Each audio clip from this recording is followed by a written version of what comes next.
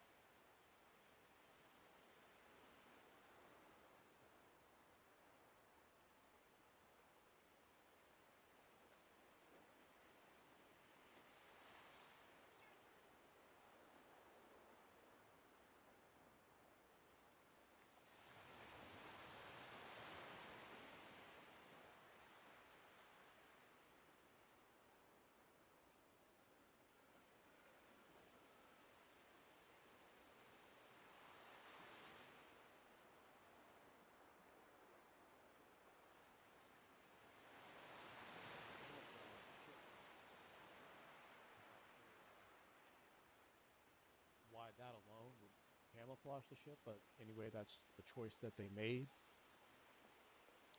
So we're going to get into it. Let's see. This simulation features a real-time syncing. Blah, blah, blah.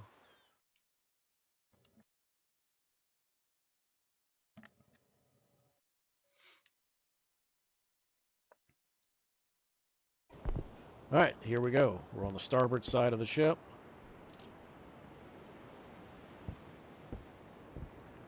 And looks like we're right here by the bridge.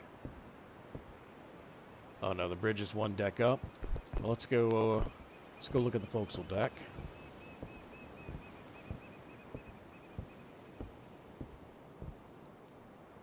So yep, there she is. All nice and pretty. Now the Lusitania was launched in June 7th of 1906, so that was 5 years before White Star Line started or launched the first of the Olympic class ships, which of course would be the Olympic. This ship was about 787 feet long, so that's 3 feet, excuse me, way more feet. 3 feet short of 790. It's almost exactly 100 feet shorter than the Olympic class ships, that being the Olympic, Titanic, and Britannic. But Cunard's big thing was they were all interested in speed. They wanted to get you across the Atlantic as fast as possible. And the Lusitania had an incredible top speed of 25 knots. None of the White Star ships could touch that. Lusitania did hold the blue ribbon for a short time in her first year of operation, I believe.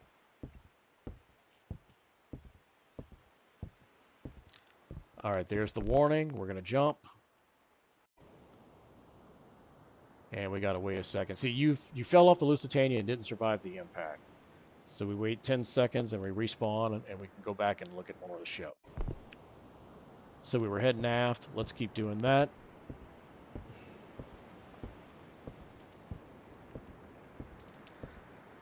And another thing to remember about the Lusitania, at the time the ship was made, it could be converted into an auxiliary ship to serve in wartime, although she never was. But Germany still treated her as an auxiliary ship because she was carrying war munitions from the United States to Britain to help Britain with the war effort. Kind of like what you see everybody doing right now with helping Ukraine against Russia.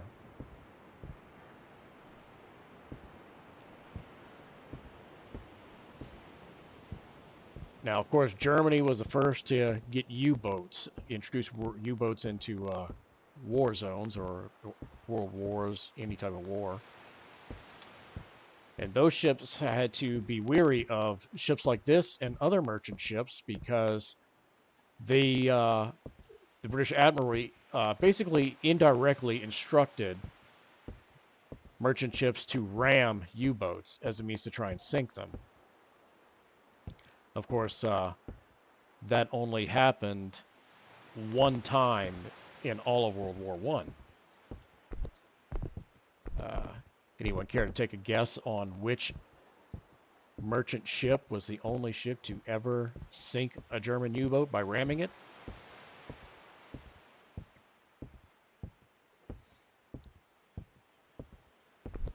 All right, we need to get off and start over again.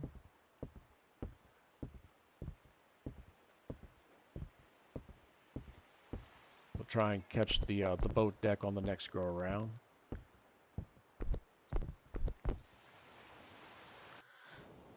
So the only ship that ever successfully rammed and sunk a German U-boat in World War I was the Olympic, Titanic's first sister ship. And at the time, she was a troop ship known as the HMT Olympic. And Olympic service in wartime is what earned the ship the name Old Reliable. All right, let's go up here on the very top deck. I think you can actually climb the funnels too.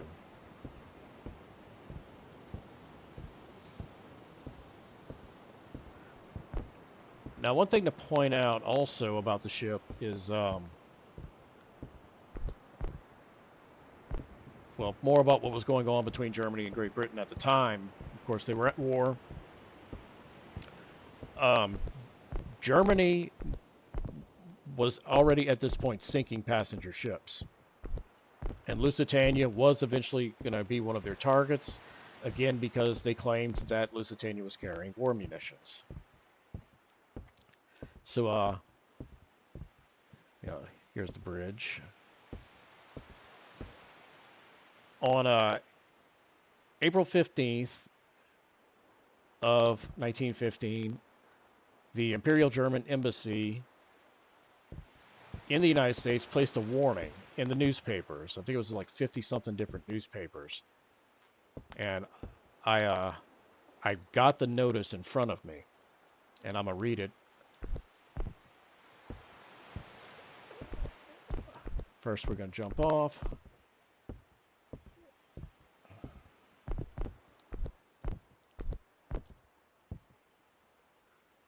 All right, there we go. So the notice they put, it says, travelers intending to embark on the Atlantic voyage are reminded that a state of war exists between Germany and her allies and Great Britain and her allies. That the zone of war includes waters adjacent to the British Isles, that in accordance with formal notice given by the Imperial German government, vessels flying the flag of Great Britain or any of her allies are liable to destruction in those waters, and that travelers sailing in the war zone on the ships of Great Britain or her allies do so at their own risk.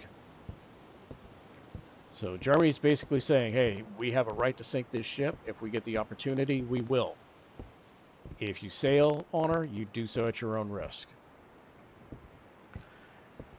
Some people probably did cancel their trips.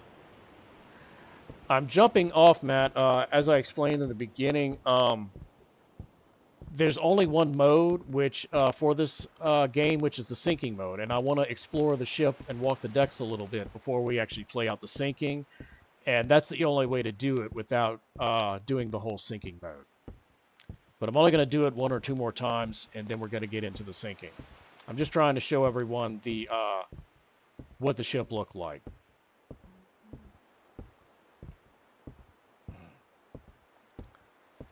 So anyway, some people might have canceled their trips on the Lusitania, but for the most part, people ignored it.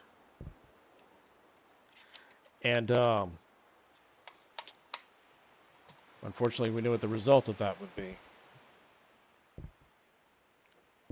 Like, no one really believed that the Lusitania could be sunk by a German U-boat because no one ever believed that a U-boat would be fast enough to catch the Lusitania.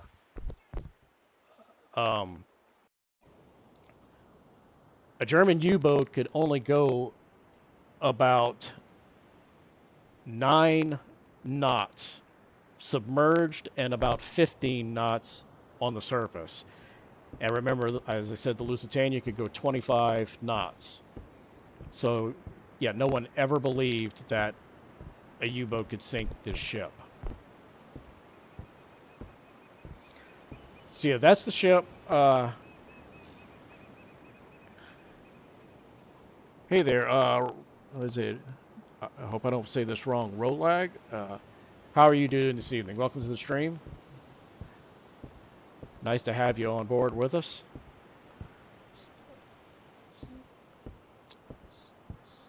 So yeah, that's a lot of the backstory of this ship prior to the sinking. We're gonna jump off one more time, and then I'm gonna go to the free camera mode so we can watch the ship sink. And again, this is a real-time sinking of the ship. Actually, I'm just gonna go ahead and set that up right now.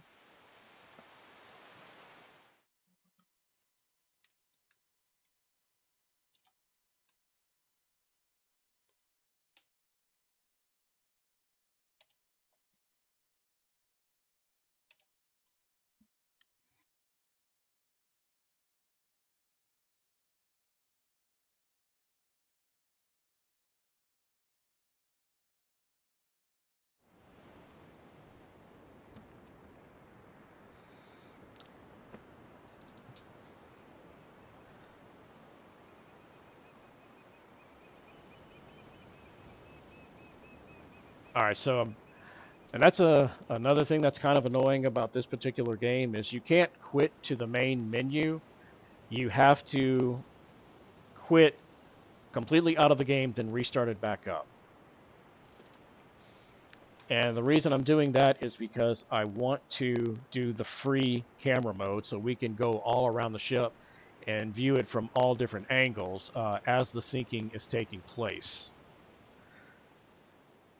So without further ado, let's get into it.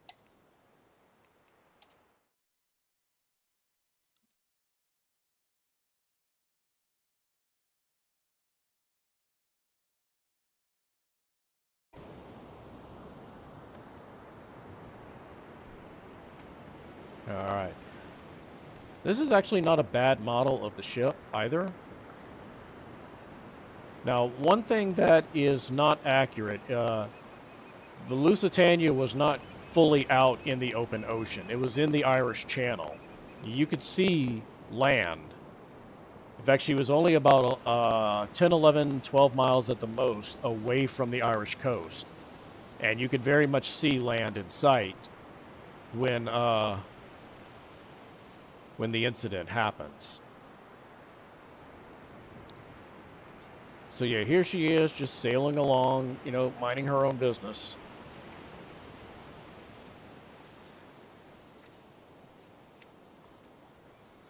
And we're going to get the warning pretty soon, I imagine.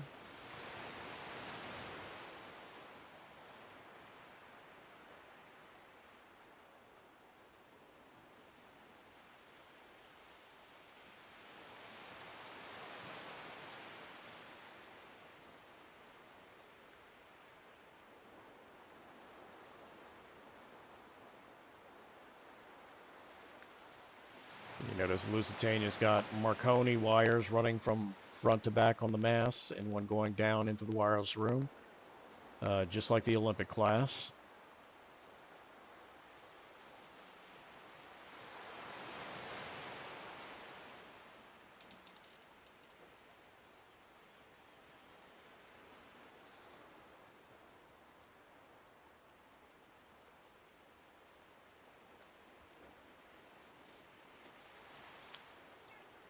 Torpedo should be coming along any minute. Oh, there it is. Look at that. There's the hit. The ship is rocked. Although I don't think the torpedo came that fast. I mean, that thing came in like a missile. That wasn't a torpedo. That was more of a missile. All right, so here we go. Ship instantly starts to list to starboard. 30 seconds after the impact, there's a massive explosion. There it is. There's another massive explosion deep inside the ship. And already she's got a 10-degree list to starboard. Now, before all this happened, you see they're already launching lifeboats. I don't think lifeboats launched this fast.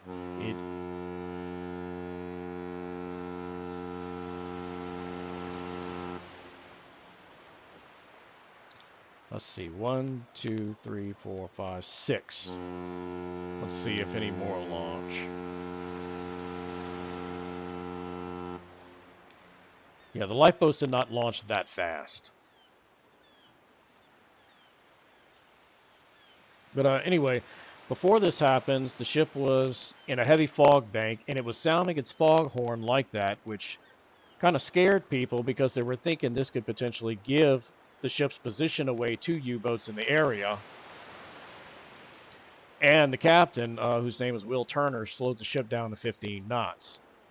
Keep in mind, this is a ship that could go 25.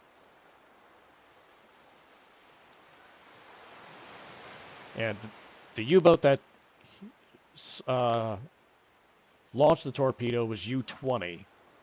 Commander's name was Walter Schweiger, and it was a German U-boat, of course. But yeah, when that fog bank lifted, Captain Turner increased the speed of the ship back up, but he only went up to 18 knots. And again, I repeat, this ship had a top speed of 25. Now, he was also ordered by the British Admiralty to steer the ship in a zigzag pattern. That way it would make it hard for U-boats to get a lock on the ship. He did not do that, as you see. His claim was he didn't know that he had to do that unless... He thought he only had to do it if he actually saw a U-boat. That was his claim. In the inquiries into the sinking of the ship. So we've already got a really hard list. And originally Lusitania was sailing away from U-20. But Captain Turner did a bearing check at some point, and he altered course and put the Lusitania right in the path of the U-boat. So the U-boat launched the torp from 700 meters, like basically point-blank range.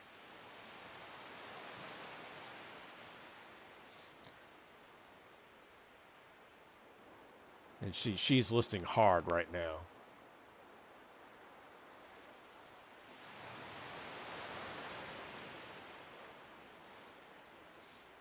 But yeah, the U-boat's commander, I've got a quote from his, this was actually noted in his ship's log. This is what he says.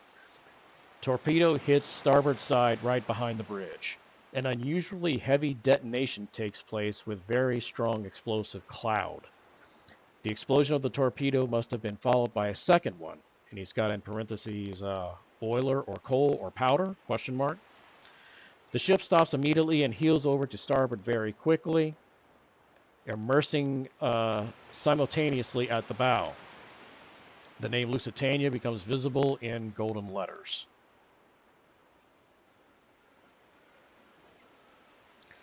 Now, one thing this simulation did not do was right when the torpedo hit, it blew some of these lifeboats here completely off their davits.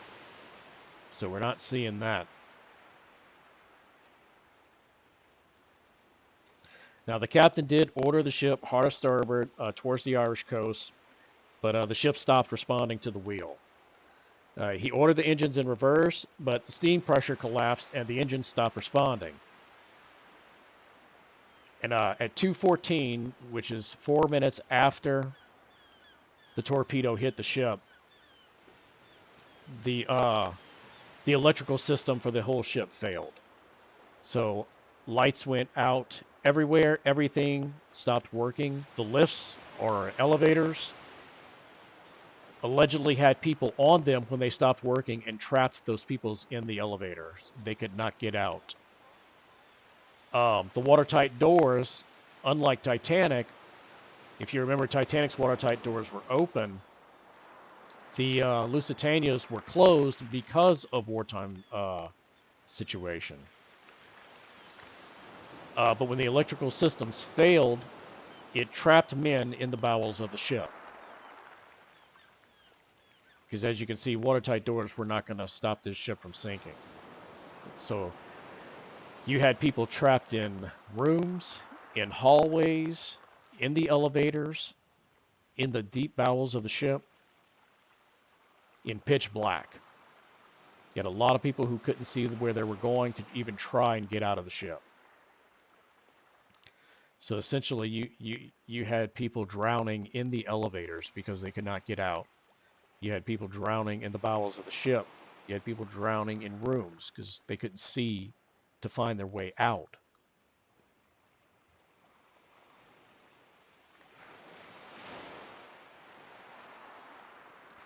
And like 1 minute after this, Captain Turner had already given the order to abandon ship.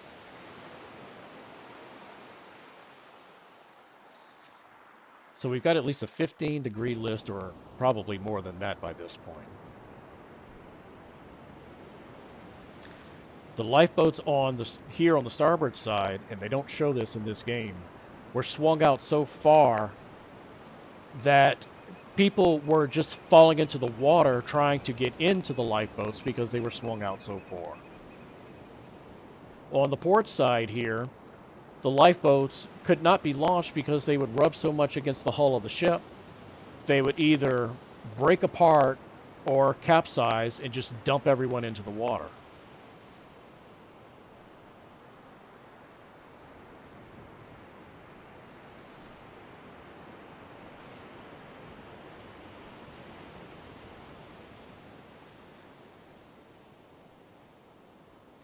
Yeah, out of the 48 lifeboats, only 6 were successfully launched.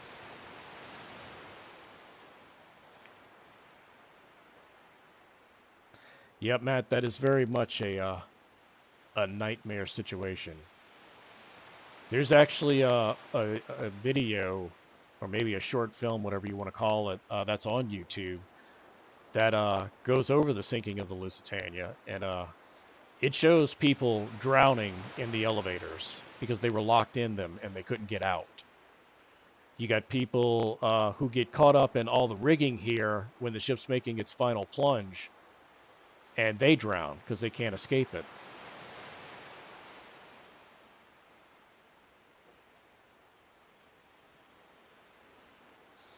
And then, and again, it's not showing land here, but the ship was only 12 miles away from land. And even though it was only 12 miles away, it took hours for help to arrive. And a lot of people died from hypothermia in the water. It wasn't as cold as the water was where the Titanic sank, but it was cold enough to kill people from hypothermia.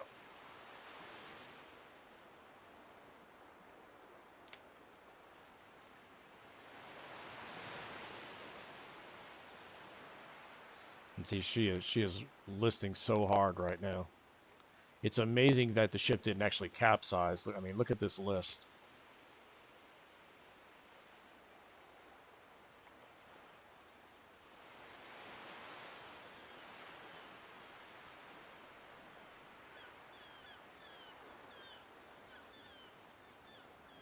So yeah, any minute now, this promenade deck here is going to go underwater.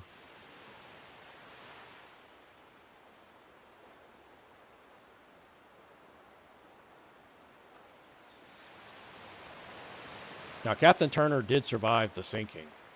I believe that he was pulled out of the water while he was unconscious and clinging onto a deck chair or something similar that was thrown in the water.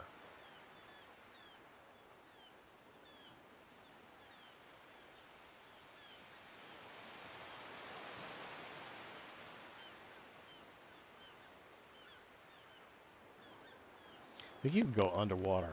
Yes, you can. See, all the propellers are still turning.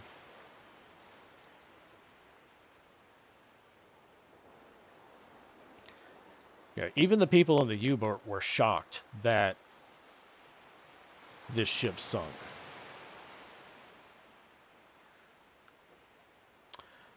No, there were people who did not succumb to the hypothermia. There were survivors in the water.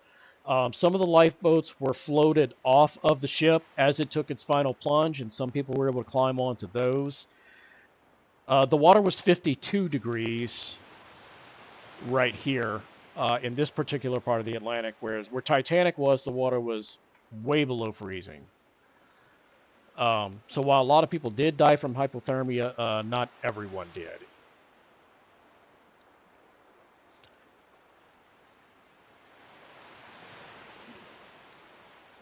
And I'm not an expert on this ship, but I wonder if more people died from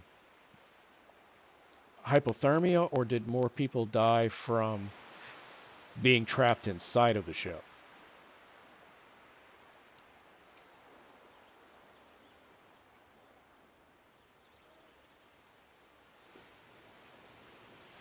Now, when we get close to the end of the sinking, I'll give you the actual numbers. And we'll talk a little bit about what happened as a result of the Germans sinking this ship.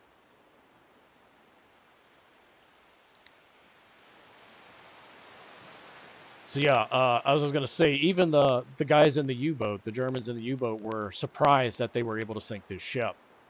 Because truthfully, they really did not believe one torpedo could sink this ship. And realistically, one probably couldn't. Whatever that second detonation was 30 seconds after the torpedo hit, we believe it's some sort of munitions that exploded. That could have been the catastrophic blow. I mean, no way to know for sure. I don't know for sure.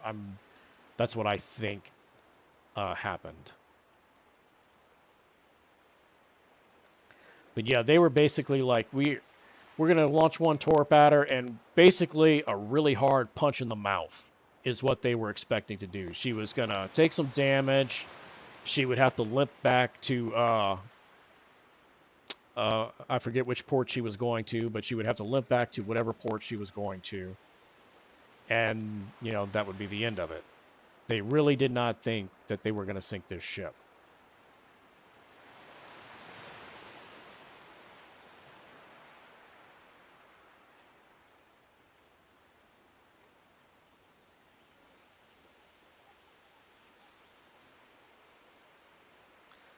The ship lost electrical power, not steam power.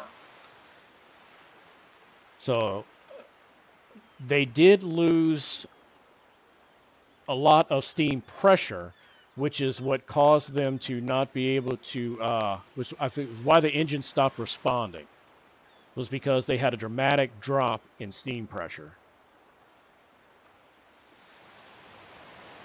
And see, now the propellers have stopped.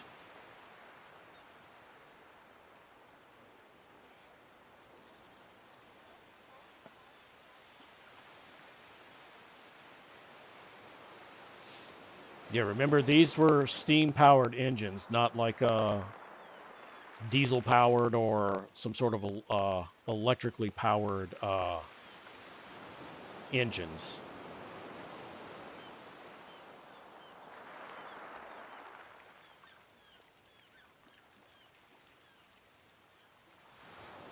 All right, here she goes. She's going to start taking her final plunge now.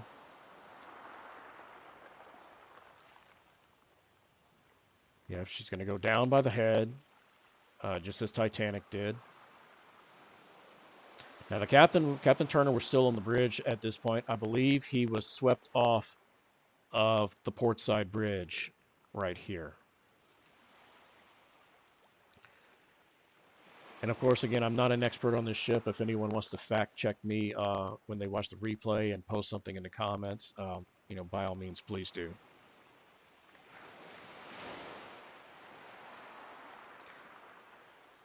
So yeah, boats are going to be floated off of the ship at this point. Some people are going to make it onto them. Yeah, she's going down real fast now.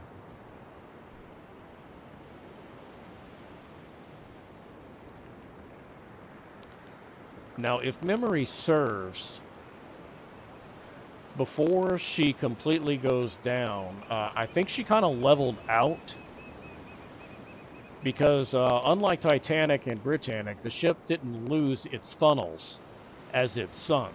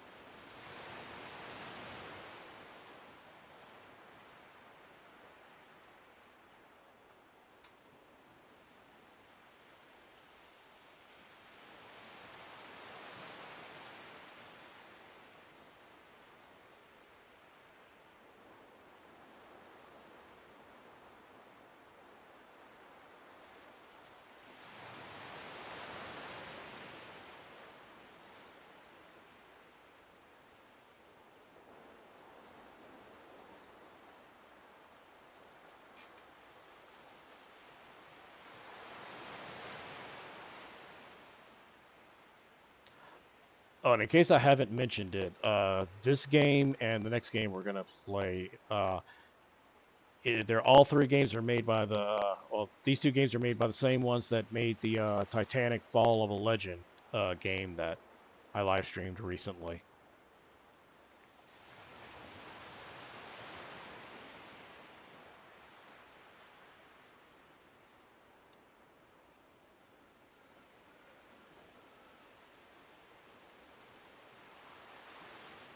And in just 18 minutes, think about that, 18 minutes, this ship is gone.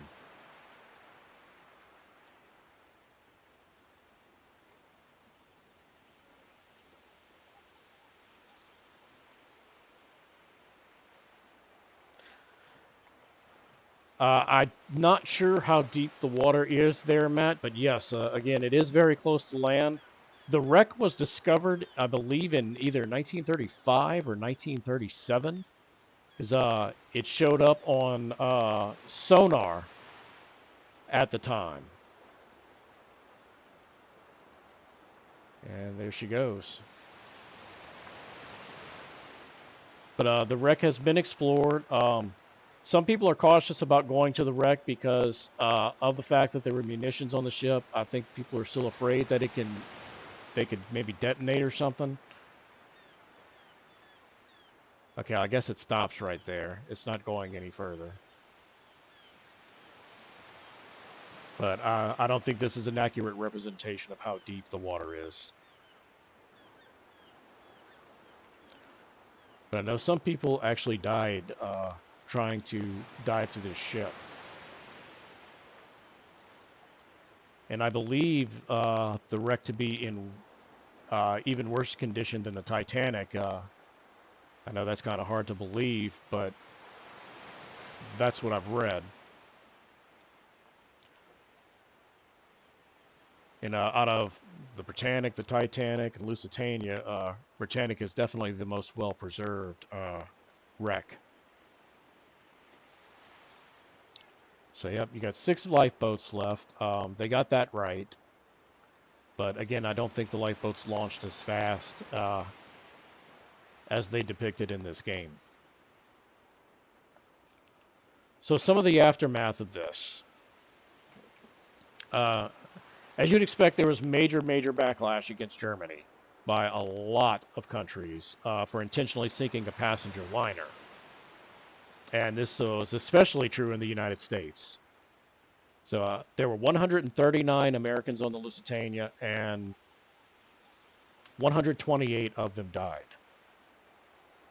Now, Germany defended their actions, of course. They said that Lusitania fit their classification of an auxiliary cruiser and was carrying munitions, so they had the right to sink her regardless of how many passengers were on the ship. People around the world basically were like, BS. You know, this is not a good enough excuse. You murdered these people. You know, the Titanic was a horrible tragedy.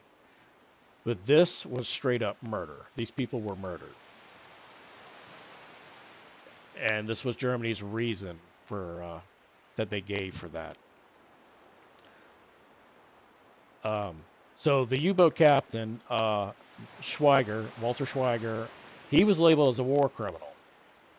And he would never see trial even after the war because he was killed in action on September 5th, 1917. And a different U-boat that he was commanding, U-88, was sunk by a British ship. So even though it was still 2 years, you know, it was after this happened, before the United States entered World War I, this was a major reason, or one of the major reasons why the U.S. entered World War I, was the sinking of this ship.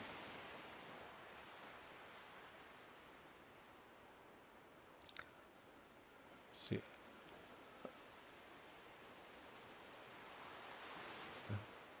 It almost looks as though the ship came back up a little, which of course is not what happened in real life.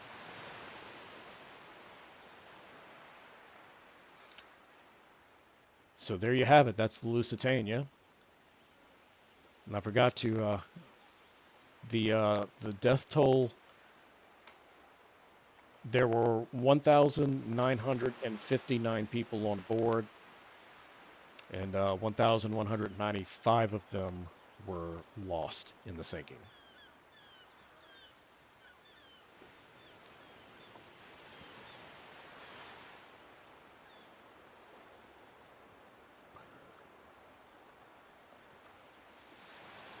All right, so that's the story of the Lusitania. This is not a bad representation of the sinking. I mean, it's not accurate, of course, but I wanted to check this out because, I mean, I think I paid $4 for the game, so it's, even if I didn't like it, it wouldn't be a major loss. There's a few things that were not correct, but it's not too big a deal. You know, it is a small little company that developed this game, I imagine, so, you know, it is what it is. All right, I'm going to step away for a brief second, and when I come back, we're going to start the next one, which will be another game based on the sinking of the Britannic. So I will be right back.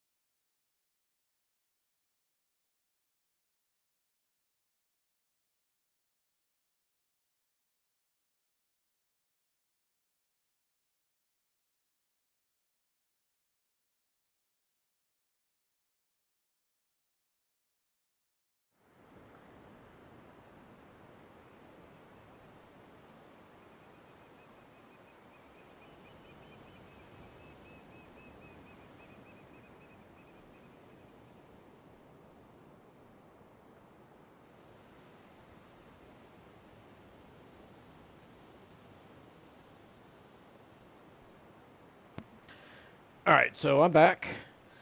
And up next, we've got another game on the Britannic. Now, this is not Britannic Patroness of the Mediterranean, the game made by the developers of Titanic Honor and Glory. This is a completely different version of the game, or of the ship. Uh, this is developed by the same people that made the Lusitania game that we just did. So, like that game, there is no. Um, Thank you, Matt. There is no mode to just walk around and explore the ship, so we'll take a brief walk around and see what we can look at before the sinking gets too bad. Now, this is not a real-time sinking of the Britannic like the Britannic Patroness of the Mediterranean was.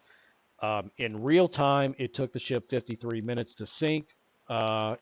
In this game, it takes about 30 minutes for the ship to sink. So let's take a look at their version of the ship.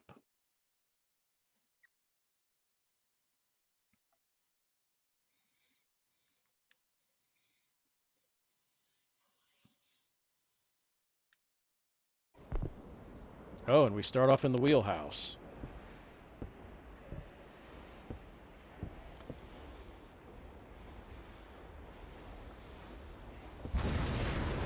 Oh wow, look at that. So we don't get a warning about the mine like we did for the torpedo on the Lusitania.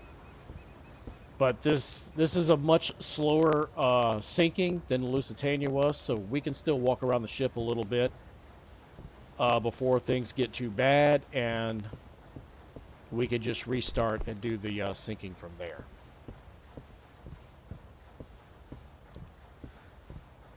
And I will go through the timeline of the events of the Britannic sinking like I did the Lusitania. And as you can see, Britannic is quite a bit larger than Lusitania was.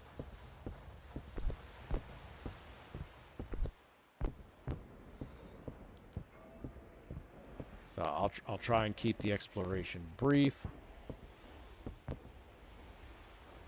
Because if you've seen, I have streamed again Patroness of the Mediterranean. That live stream, the replay is available on my channel. So if you're interested in checking out that. Theirs, of course, is a much more detailed version of the ship than this.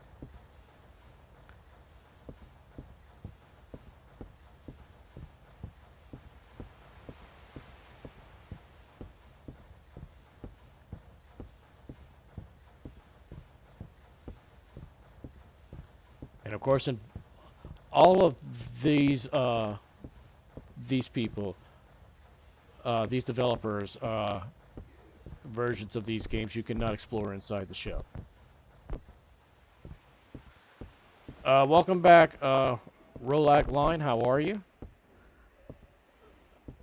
Hope you enjoyed the Lusitania part of the stream, if you were able to watch that. So just like their Titanic Follow a Legend game, they put these ladders here that you could go up, but this did not actually exist on the ship.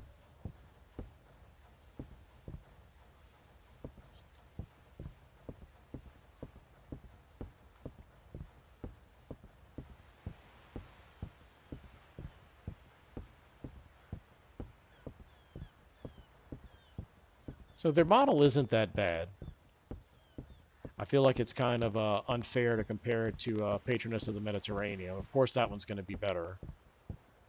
But this is not bad.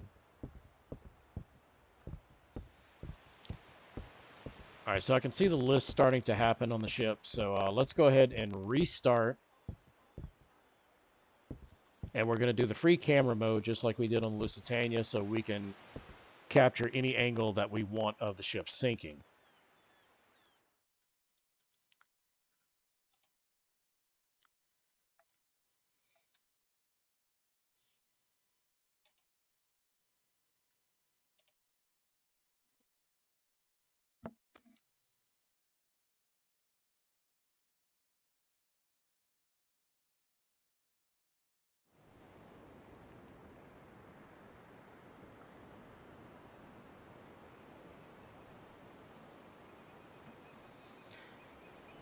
right.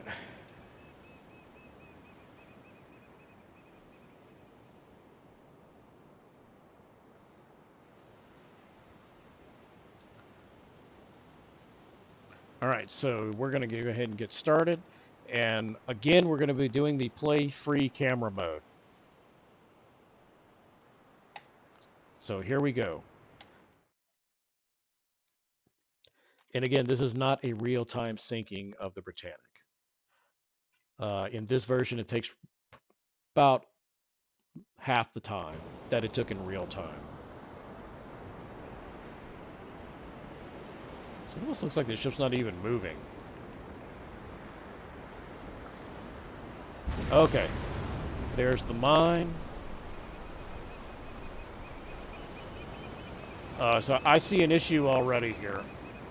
Look at this. So this is how the Marconi worked. Let me get above the ship.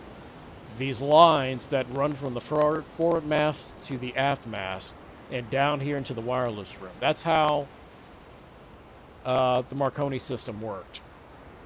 When the mine hit, this line was severed. So the Britannic could send out distress messages, but could not receive them. But they didn't know that. They couldn't receive them. They had not realized that the Marconi lines were severed. So we're not seeing that in this version. So we got one inaccuracy there.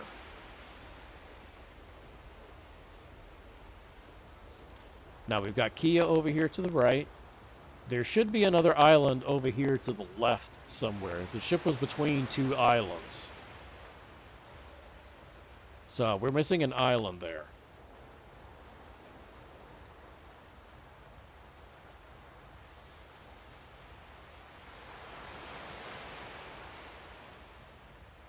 All right, so the boats are being swung out.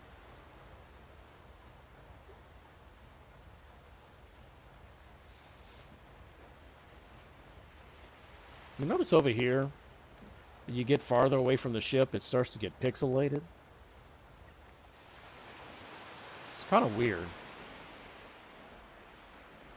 The Lusitania game did not do that.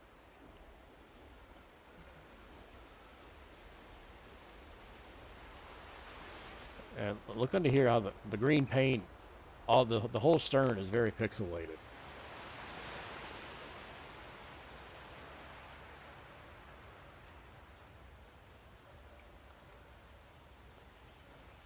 Now, I'm not really seeing the list yet.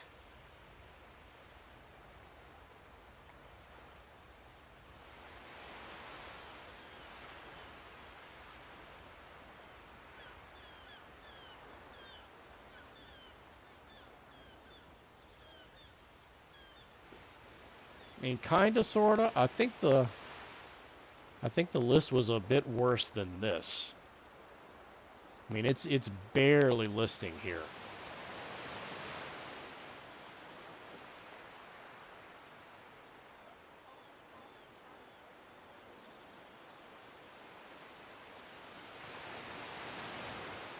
And it doesn't really look like the ship is turning to starboard yet. It should be. Because Captain Bartlett was going to attempt to beach the ship to prevent it from sinking, so he ordered it hard to starboard.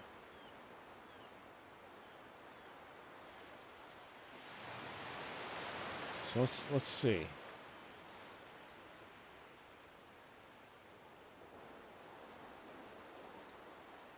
Okay, maybe it is turning.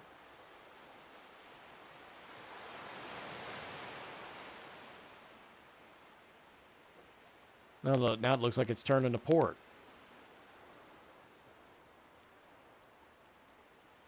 So they definitely got the ship turning to port. I don't get why they're doing that.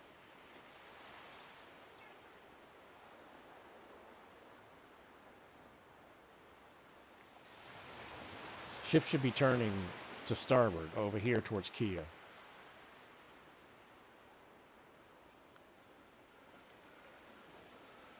Now by this point also, This propeller here, the starboard, the port side propeller, should be coming up out of the water at this point. It's the propeller is definitely coming out of the water by the time this lifeboat here, all the way in the back on the port side, this is the first lifeboat to launch. The propeller is already partially out of the water when this lifeboat launches, so we'll have to keep an eye on that. Let's go look at the front. One thing I do like about this more than Patroness of the Mediterranean, you can traverse the ship a whole lot faster in this game than you can Patroness of the Mediterranean.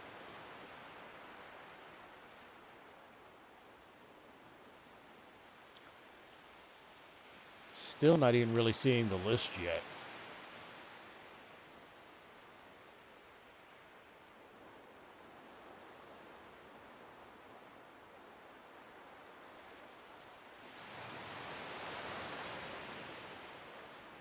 Okay, now this is not right.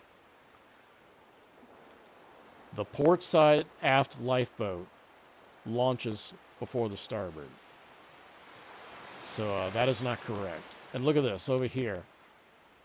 They've got 1, 2, 3, 4. They've got 5 lifeboats launching on the starboard side.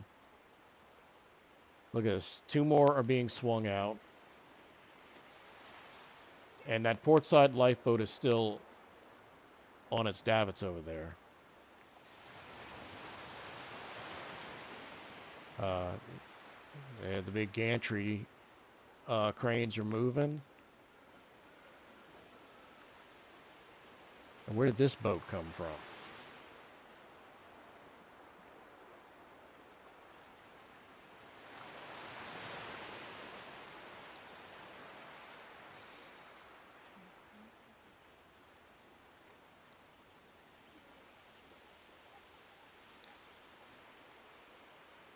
Now the second and third lifeboats, and the propeller should definitely be out of water at this point. But look, they've got the propeller stopped. So we got some pretty big flaws in accuracy here. The ship should be way more over to listing to starboard than what it actually is. The propellers should still be turning, and that port side propeller should be partially out of the water. The second and third lifeboats that are launched from the port side ride all the way back here, and both of them get crushed by the propellers. Because the ship should still be moving at this point.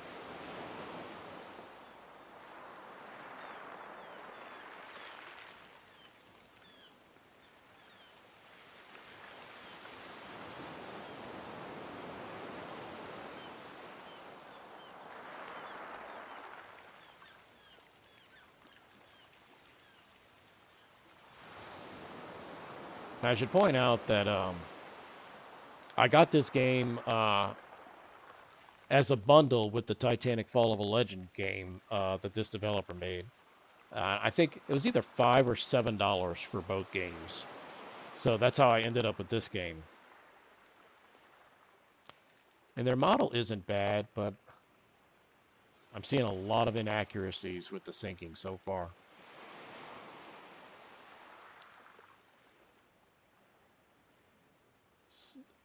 See, only now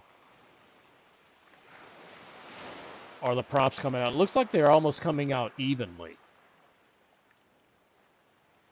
So it's almost, the list is almost not even there. It's almost like the ship is sinking level.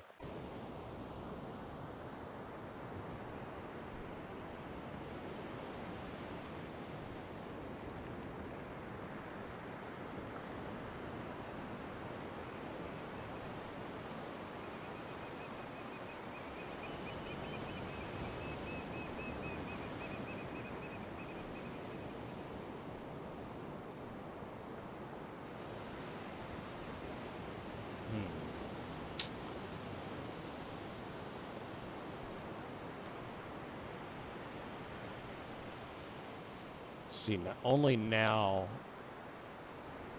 is it coming out. This propeller should be spinning. and the central propeller should be spinning. It should be a much harder list to starboard than what we're seeing.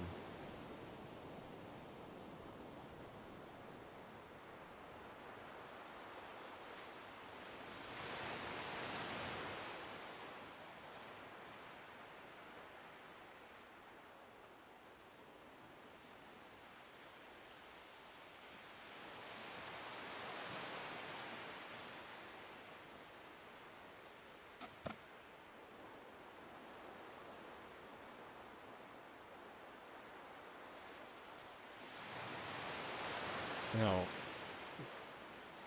yeah, one thing to point out also is that Britannic, of the three ships, Titanic, Britannic, Lusitania, Britannic had the fewest loss of lives. It was only, it was either 29 or 30 people were lost in the sinking of Britannic. And most of them were from the lifeboats being destroyed by the propellers, the two lifeboats. This was one of the more successful evacuations of a ship during that time.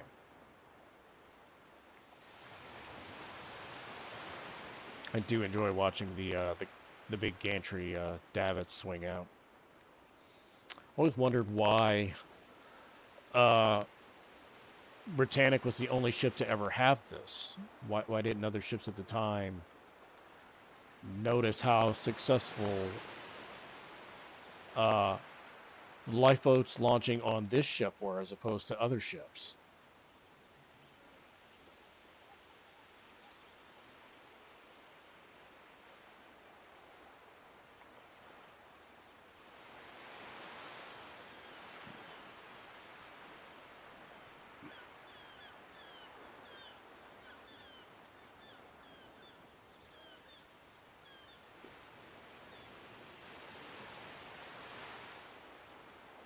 So it still looks to me like the ship is sinking level.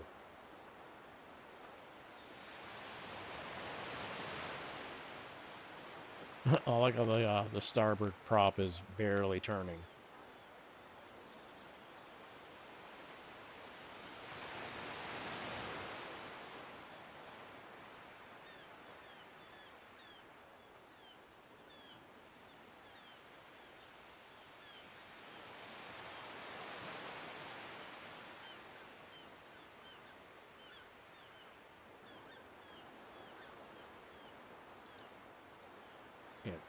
Yeah, the list was way more pronounced than this.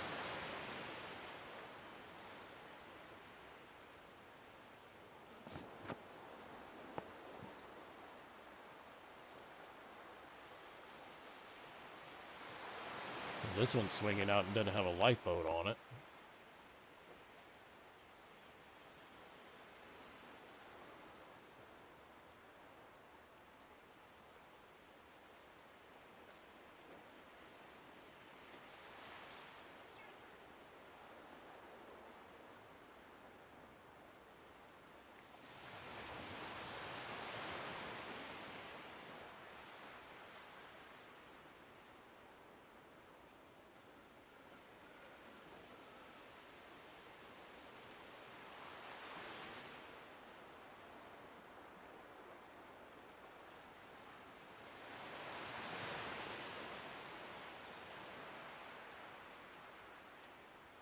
We're probably about, in this version of the sinking, I'd imagine we're at least halfway through it by now. Again, this is not a real-time sinking of the Britannic. It took the Britannic 53 minutes to sink in real time.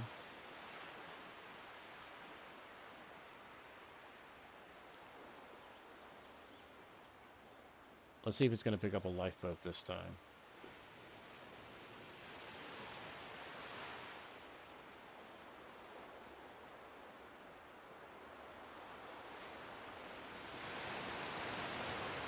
There's still one more lifeboat over here.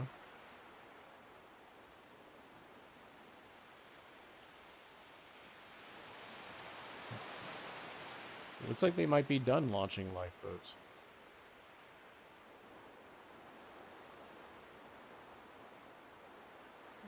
Now they still have some over here they could launch.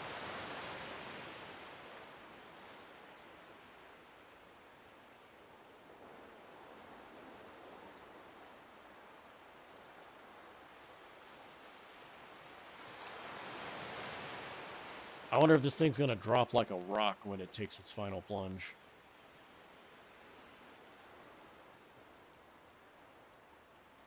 Lusitania dropped like a rock in real life, so I feel like they did a good job with that one. This particular version, they're off by quite a bit.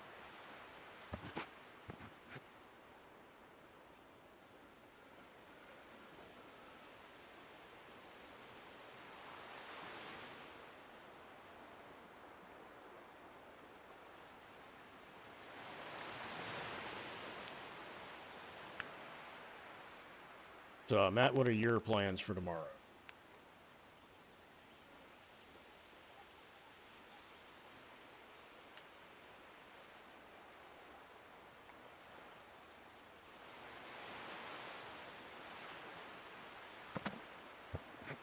And I'm finally starting to see the list.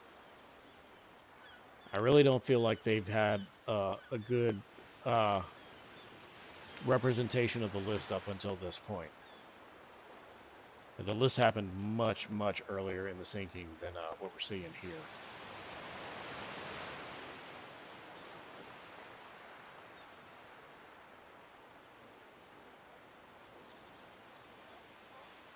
All right, there we go.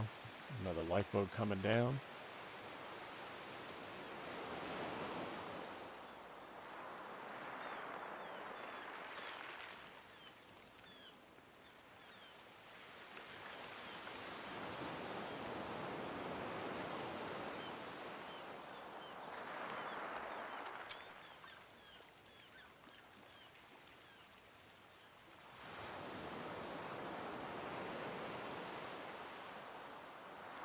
Yeah, we definitely have the list now.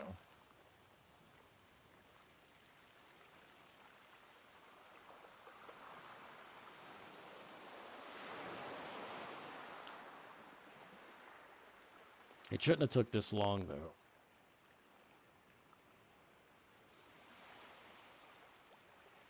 See, the Mark Harley lines are still intact. That's not correct.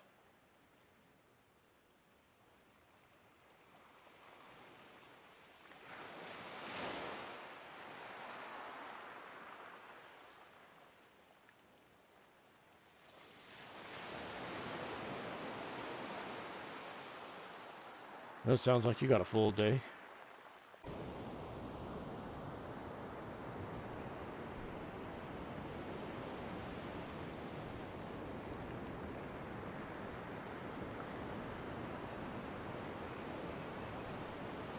All right, so the well deck's going to be going under soon.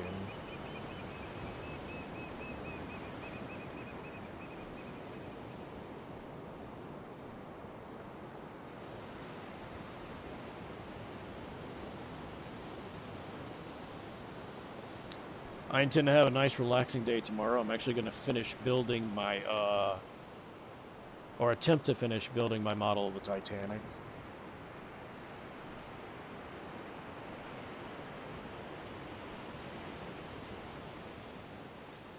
I believe I'm going to need to consult some people who are proficient at model building before I attempt my building of the USS Arizona model that I bought. I think that one's going to be a little bit more difficult than the Titanic one was.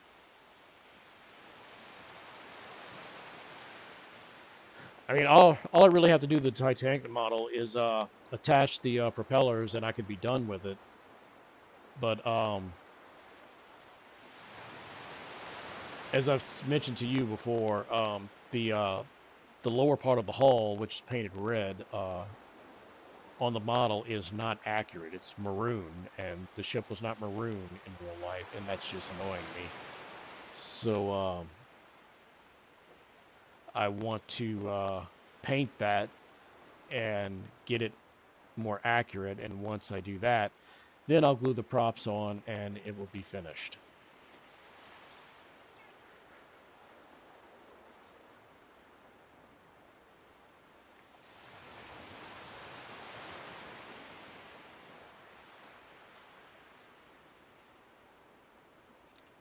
I've been watching some videos on people that have already built the model of the Arizona that I have, so I can at least have something to go on.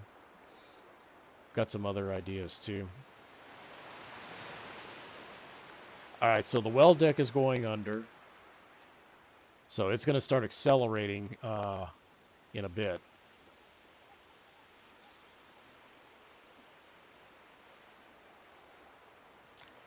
I actually may try and paint the hull tonight after the stream is over.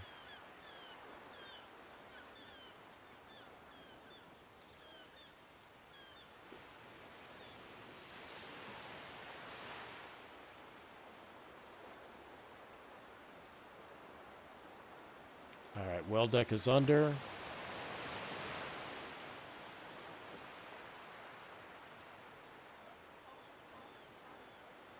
And again, since this is not a real-time version of the sinking, this is gonna, I think this is gonna start accelerating here in a few minutes. See, forecastle deck is starting to go under.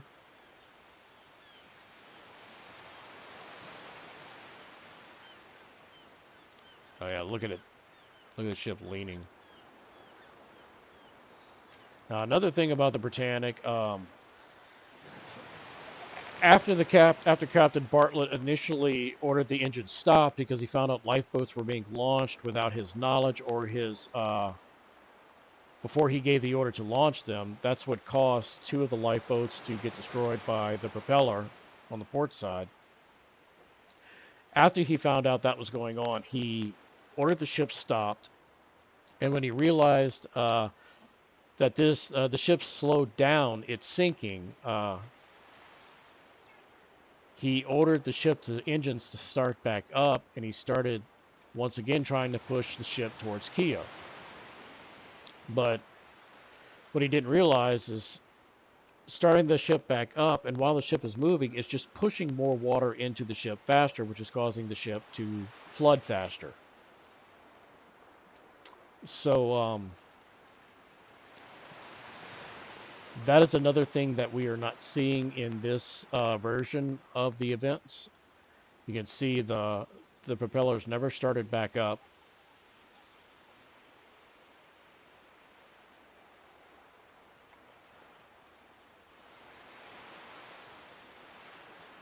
And at this point in the sinking, it was too late.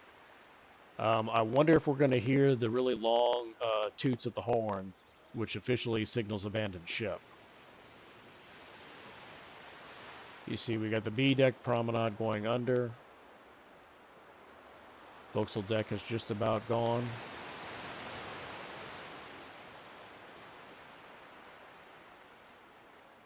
Yeah, so here we go.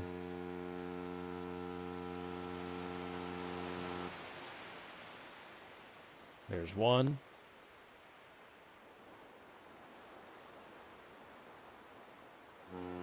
There we go.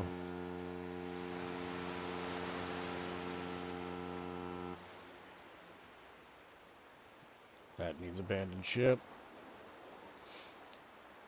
And you see the bridge is about to go under.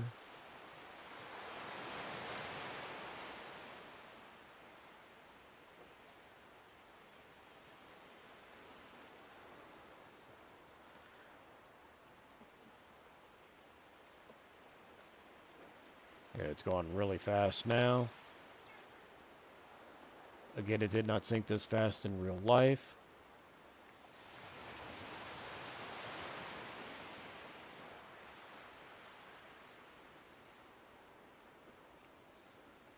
And another thing about the sinking, the Britannic was over 880 feet long. She's in 400 feet of water, so the bow actually hits the sea floor while the stern is still out of water.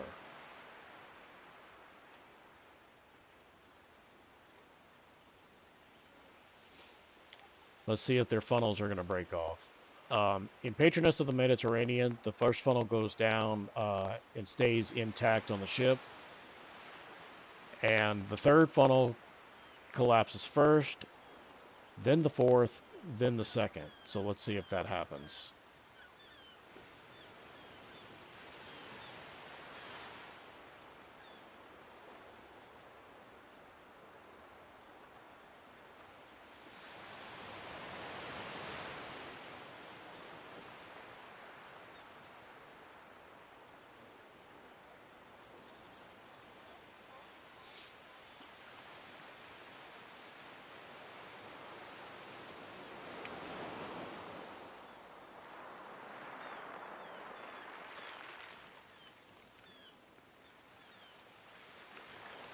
I have a feeling it's not going to happen. I have a feeling this model is going to sink in whole.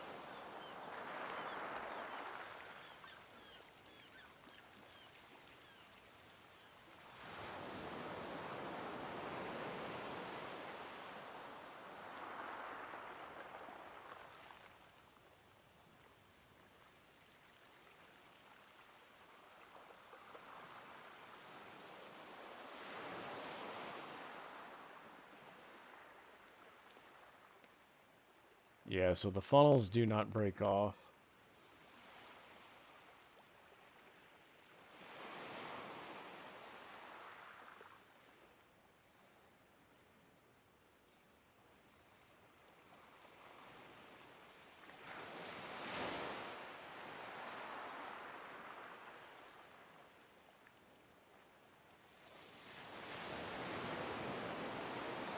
And the ship at no point ever turned towards Kia either. That's an inaccuracy. Now, I do like how they've got this this lifeboat broken off of its davit. It's gonna get drugged down with the ship.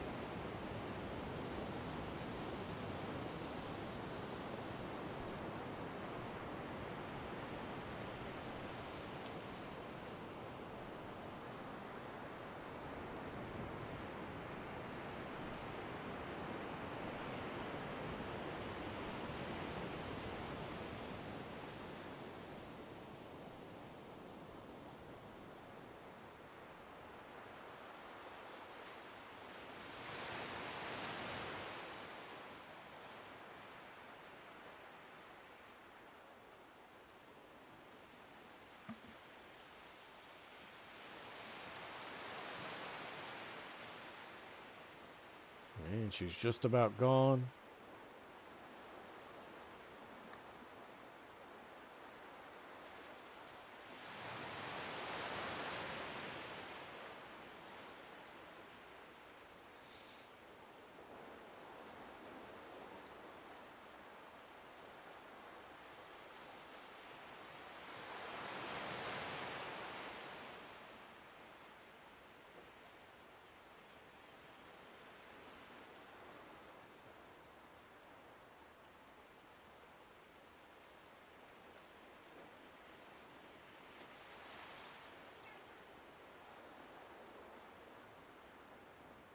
And that's it. She's gone.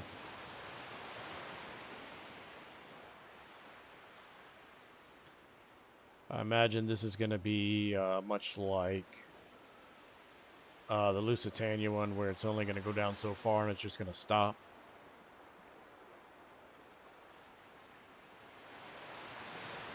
And it's still going.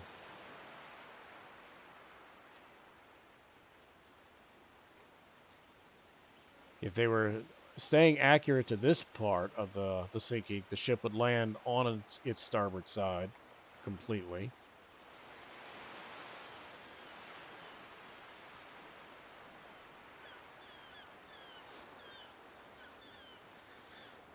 So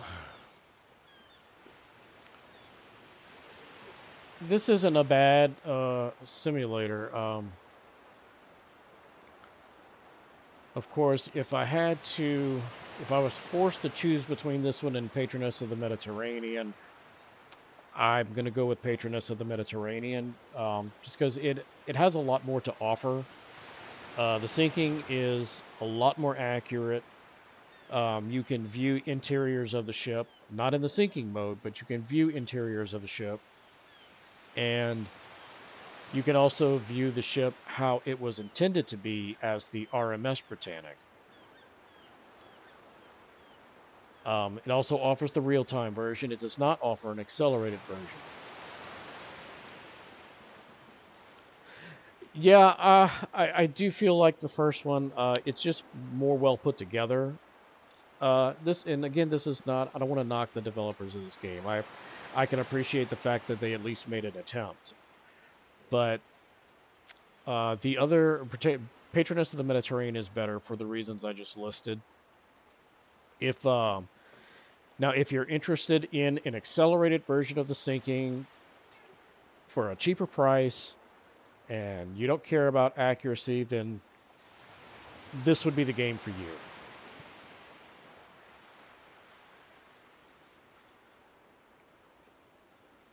But again, I got this one bundled with their Titanic Fall of a Legend game, so I spent $3-4, max on this game. This one lists, I think, for $4 or $5. Patroness of the Mediterranean is $15. I would just say, if you want a recommendation, you were wanting to buy one of these games, I would say go with Patroness of the Mediterranean. Okay, so this is how the ship stops in this game. But hey, at least you can go underwater in this game too. You cannot do that in Patroness of the Mediterranean.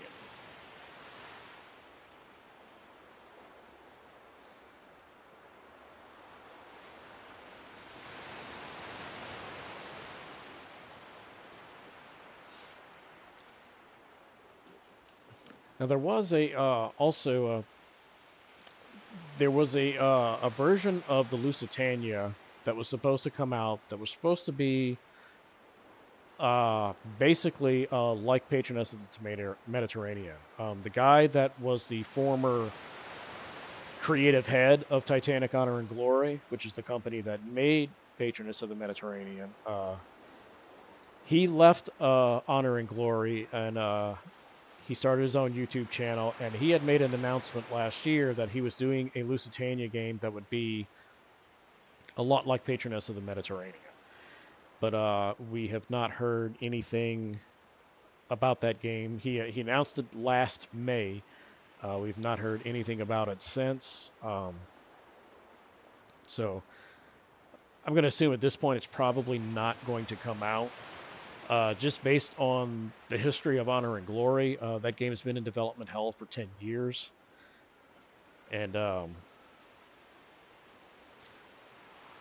so you just kind of, and I don't want to bash anybody, I hate to, but when a game's been out, is being made for 10 years, you have to kind of take some of the things that are said with a grain of salt. It's I'll believe it when I see it, sort of thing. But in the meantime, we've got these other versions. We've got, from this developer, we've got this Britannic game. We have Patroness of the Mediterranean. We've got Lusitania. We've got the content that Honor and Glory has put out so far. We've got the Titanic Fall of a Legend game.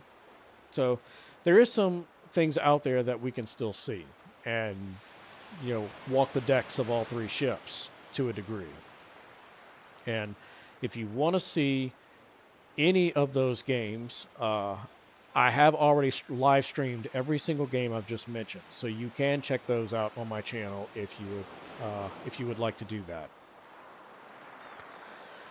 So that's going to be it for this stream. I think I'm going to probably go try and work on my Titanic model. So thanks anyone for and everyone for stopping by. Thanks, Matt, for coming by. Have fun tomorrow doing your drag race stuff. Always appreciate anybody coming by and checking out the live streams. We will be live streaming more in the future as well.